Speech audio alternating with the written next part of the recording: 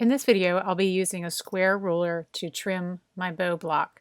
Now this is a 12 something inch square ruler, so I've used washi tape just to mark off the 10.5 inches that I'm going to be trimming my blocks to.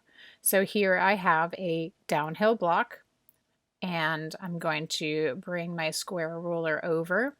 And then, as noted in the instructions, to get your little bow strips there through the center to line up, you'll want to have 2¼ inches between the edge of the little bow strip and the edge of your block. And you're going to want that at the top and the bottom.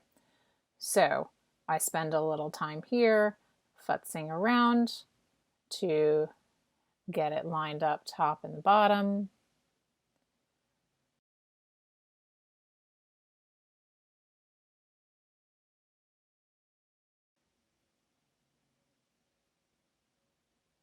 Then you can see, I notice that I don't quite have enough fabric at the top of the block there. So again, scooch, adjust, check your measurements,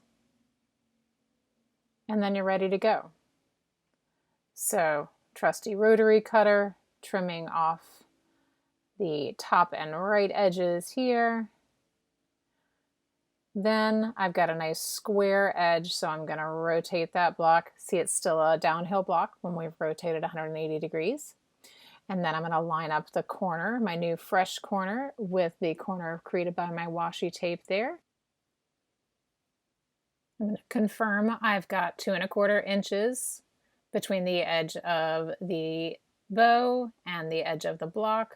Trim up those two remaining edges, and I'm good to go.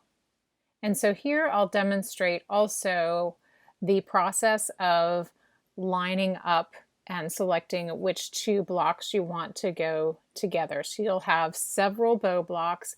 You'll find that some of them line up a little better than others. So these two, you can see the one on the left is a little wider than the one on the right. So what if I flip them around? Ah, yes, this way is better. So that's just a preview of the process that you'll use when you're laying out your quilt blocks.